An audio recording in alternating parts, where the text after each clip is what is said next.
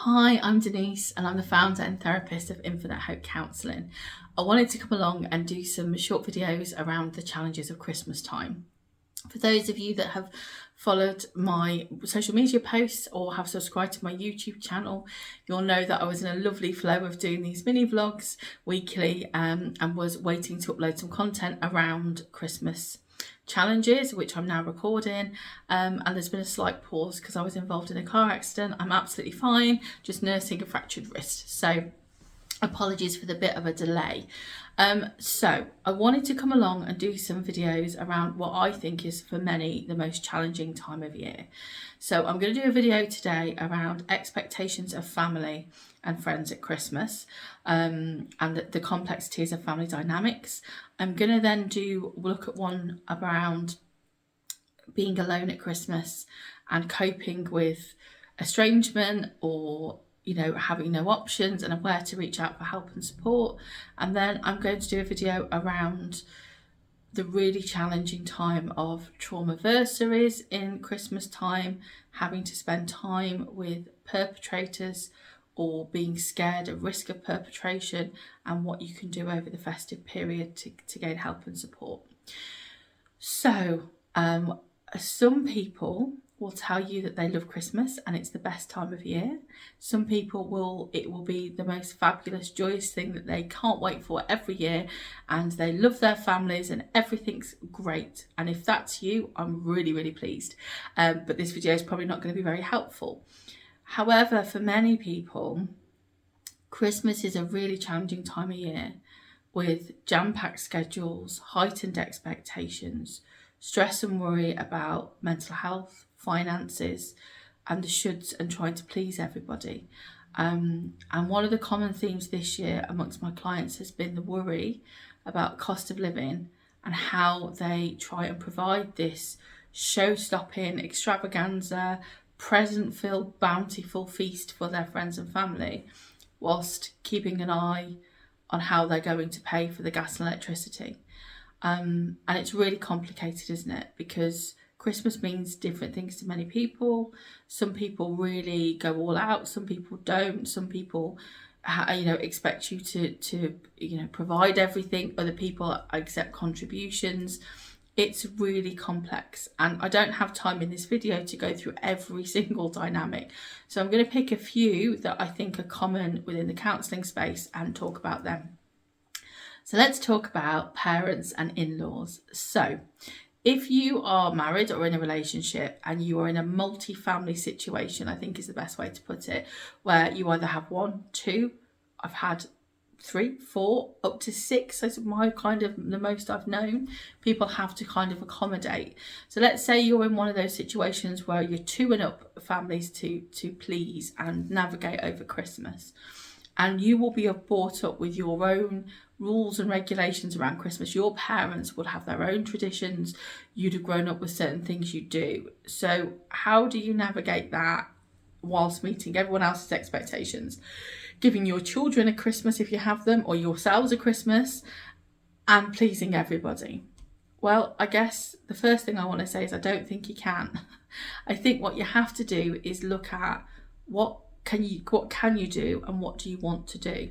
And when I got married, my parents were divorced, my husband's parents were divorced, and we watched a lot of our friends do multiple Christmases or take turns each year. So one would go to Christmas Day with their mum, one would go to the next year with their dad, or with their in-laws mum, or with their in-laws dad. And we decided from the start that we didn't want to spend a revolving 4 Christmases on Christmas Day. And to be honest, we didn't want to offend anybody, because if we got it wrong, we invited the wrong person. So we decided that Christmas Day would be us, just us two. And later on my daughter, and that only exception was when it was my daughter's first Christmas and we had just an open door policy. But it's complicated, because then even when you make that decision, someone's disappointed and someone's upset, and expectations around Christmas can be really, really high. We've all seen the wonderful cooking shows like Nigella Lawson's, where she's amazing Dickensian feast that's like up to feed 500 people with the Waitrose vegetables and everything else. And if that's you and you have that, wonderful. But not everybody is wanting that, needing that, can afford that. And I think sometimes it's about setting your stall out early. So what I mean by that is making the decision early enough to let people know what your plans are, and not getting stuck in the explanation of why. And one of the common things we have, I think, in counselling is people feeling the need to give an extended explanation because they feel guilty for not doing something someone else expects them to do. But it's the other person's expectations. So, someone I worked with for a long time would say to me, "Oh, but we always go to my mother-in-law's for Christmas dinner and my mum's really upset. She's asked if we could just go for 1 year, but how do I tell my mother-in-law?" And so we worked through how that might look. And so they went away and told their mother-in-law, and the mother-in-law refused to speak to them until New Year and said that they'd ruined their Christmas. And it's not that I think the mother-in-law was wrong for having those feelings, because that was obviously what was going on. But because this was quite close to Christmas, it's almost like it's so much worse because the disappointment's there. So I think knowing that you can't please everybody and knowing that you can't accommodate everyone is the first step to kind of recognising that you have to make choices and they might be difficult. But it's really important that you don't overpromise. Don't promise to go to 8 people's houses on Christmas Day if you can't fit it in or you don't want to, or that's going to make you miserable. Christmas can last as long as you want it to. So you might want to start on the 1st of December and end on the 31st, or you might want to say, no, actually, my Christmas is Christmas Eve to Boxing Day, whatever works for you. But I think compromise is important on all ways of being. And I think recognizing that you have to have the Christmas you can sustain. There is no point getting into debt for Christmas. And Christmas really is a time to stop and reflect and be grateful for what we have. And I always think that we get lost in the trimmings of Christmas, the presents, the tinsel, the drinks parties, the work dues, and it's great to have fun. But actually, if what you need is a quiet Christmas and you don't want to see anybody, I think it's okay to set that out and let people know. So compromise, and you don't have to meet everyone's expectations, but also look at your own expectations.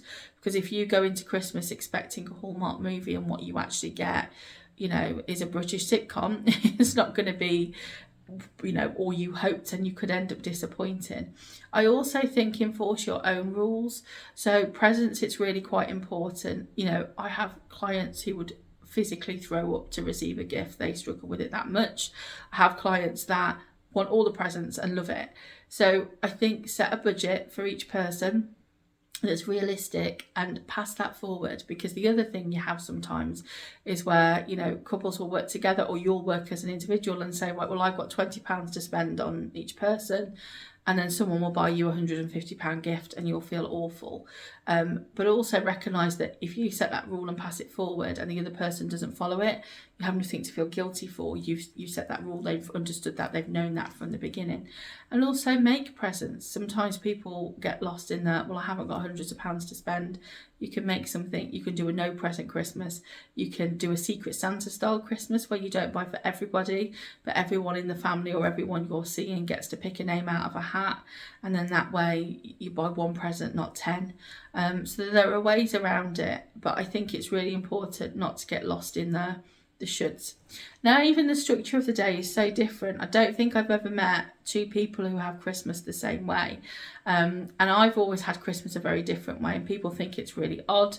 But when I was little, we'd have Santa stockings, or pillowcases at the end of the bed, in my case, first thing in the morning. And then we wouldn't open, we'd have our dinner, and then we'd open presents after dinner, which I know is a really strange way. And when I look back, I realise it's because we didn't actually have a lot, so we eked out what we had. But everyone does it differently. Everyone's got their own traditions. Everybody eats certain things, does certain things. And I think you have to work out what are your musts and that you're not going to give up on, and what are your compromises, and reflect that. Also recognise that you are probably going to have to navigate difficult family members or extended family members that make criticisms and judgment, and work out what you want to do. Sometimes you can avoid it, and sometimes you can not invite these people. Sometimes you can decide that actually it's not worth going to such and such's house, but sometimes you really can't. And if you're having a difficult time, if your mental health is challenging, if you're feeling low, if you're trying to not let things get you down and then somebody says the wrong thing, it can be really challenging. And especially because drink's involved in a lot of the festivities, and that's no judgment or criticism, but I think it changes people's way of being. And even some people without a drink will criticise your cooking, your decorations, your presents, what you wear, etc. Your, you know, whatever choices you're making. And I think it's important not to get lost in that, and to almost see it as a slight on their part. Often those things are said and done out of insecurity, but it's hard to see it in the moment. But I guess what I really want to say is you should be able to hold on to Christmas and celebrate it in the way you want, whatever that looks like. Whether that's, you know, a pot noodle in front of the telly on Christmas Day with just you, or you and your partner, or you and your family, or whether it's a full on, you know, banquet with everybody you know. It's your Christmas, it's your choice. And I think expectations only last so long if we don't adhere to them all the time. And it's been a tough few years for everyone. And this Christmas in particular is one that I think everyone needs to kind of take a step back and work out what is it they want to do, what makes them happy. Because some people will say, oh, it's just a day, I can put up with it for just a day. But is it really just a day when someone's brutally criticised you and you're having to navigate it? So I'm really sorry this is so short, but I could talk about this for hours and you haven't got hours to watch. But I hope this has been helpful to see, and just normalise some of those things. And obviously I will be back on to do a short spell of these videos, and I'll also advertise my Christmas opening very shortly on social media. So if you're needing help or support, please reach out. I have a few spaces left that are daytime. I've got one evening space left. So I will keep you posted. But, you know, I'd just like you to hopefully take on board some of these videos' advice and be kind to yourself.